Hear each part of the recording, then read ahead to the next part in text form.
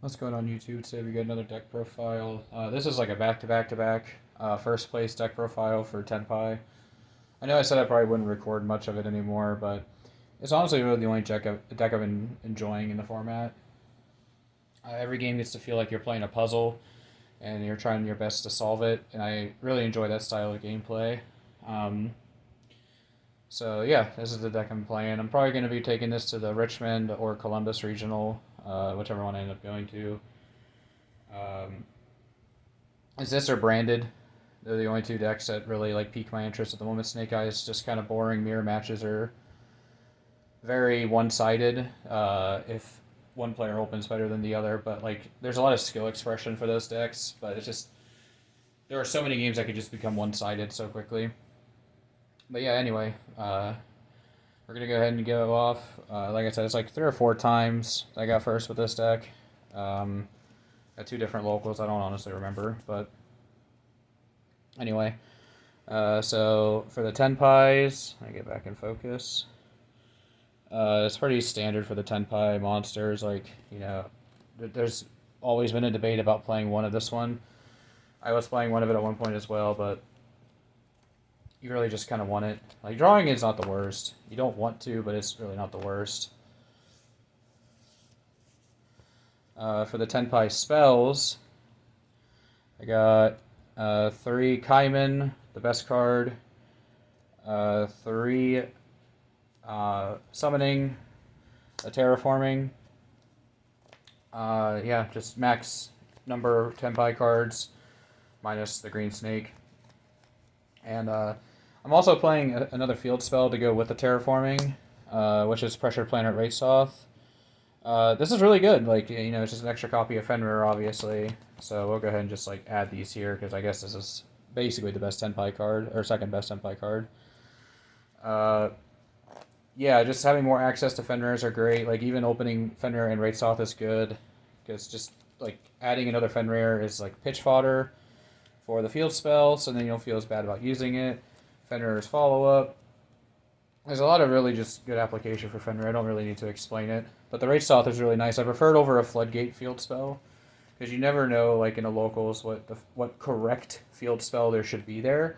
For my particular locals, I think Necro Valley is probably the best, but I just kind of like adding the consistency. This is a 41 card deck, so in theory you can cut a Fenrir, or you could just cut the Wraitsoth entirely and just play 40, but I like 41.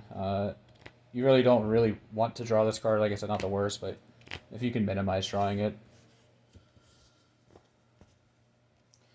For the non-engine, I guess we want to consider Prosperity non-engine, but there's 3 Prosperity, 3 Ash, 3 Valor. I am doing 3 Ogre. I think Ogre is crazy, especially in my locals. We don't have any Snake Eye. We have like 1 or 2. So it's even better there because there's less cards, or less decks that it just performs poor against. So 2 Bell. This is just for extra coverage. You could also, in theory, cut the 2 Bells and put in a Magnamut for 40 cards and did not play Bell, but again, like this is tailored for a local scene, so things might look weird. 3 Impermanence, 3 Droplets, and then 2 Lightning Storm to finish out the deck. All of these cards performed so well. Everything was great, even Ogre, like just like sniping a body off the field can sometimes be pretty detrimental, so it felt really good for that. And like I said before, main deck is 41 cards. I like 41 in this format for pretty much any deck, except for Branded, which would be like 50 plus, but yeah. For the extra deck, pretty self-explanatory. Tenpai line, the 3 and then the 1. Trident Dragion honestly rarely ever comes up. You should own the card and play it in this deck if you have it. But if you don't have one, like, you can still play it. Like, a lot of times it just gets Prosperity away, to be 100% honest. Like, you can win a lot of games without it. So don't feel too bad if you don't have it. But if you do have it, don't just not play it. Black Rose, Moonlit, These two cards are crazy. I got to Black Rose somebody on their battle phase, and then just like full combo on the next turn. It was pretty sick. Samurai Destroyer. This is this a Meteor Burst are the two generics. I don't really like any of the 10s. These two are just fine. Samurai Destroyer is for Yubel. Meteor Burst is for the Mirror or other decks. But you could probably cut Meteor Burst, to be honest, if you wanted to play a 10 or another 7. Like the Kulebet, I think is what it's called, the Dark Dragon. He's not bad. Striker Dragon, Hieratic Seal, Hida, Little Knight. I know I said in my last Tenpai profile I didn't really like playing the SP, but it's really for just like when you get stopped in battle phase, which is pretty hard, but it does happen. So I decided just to go ahead and be a little bit more prepared and just play it. And then I'm still playing this Atlantis OTK line for when you get barriered. Or when you want to play around barrier more specifically, because a lot of the better players who play this deck a lot will bury you in battle phase. So, and then finally for the side, again, please keep in mind is for local meta. Things are subject to change, and this definitely will not be my side for any regional coming up. But 3 DD Crow. I prefer this over the Bystials because it has better application against certain decks such as Runic and Purley as an example. Generically being able to snipe cards from the graveyard is, in my opinion, much better. 3 Santa Claus still. Card is crazy. It helps simplify boards. One of your worst matchups is Voiceless Voice. Contrary to popular belief.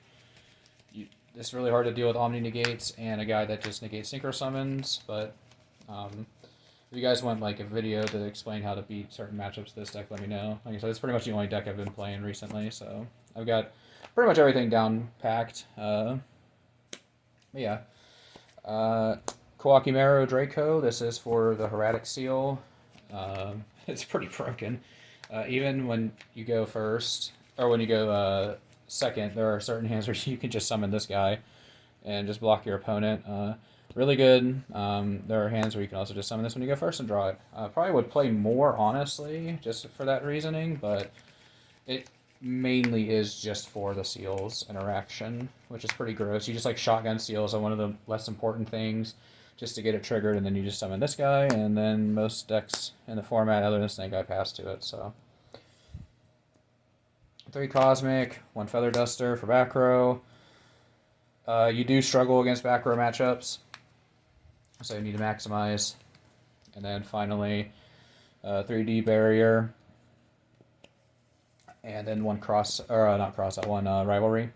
I was debating on playing Cross Out somewhere in here, probably like trimming on one of this and 2 of these to play Cross Out for D Barrier, but again, local scenes without having to deal with Fire King as much. Not Fire Kings, or Snake Eyes, I guess, in general. I have a lot more freedom to play just D-Barrier as like extra turn skips. And as anybody who plays the deck knows, it's really just what you need. It's just 1 turn, and then you're good to go.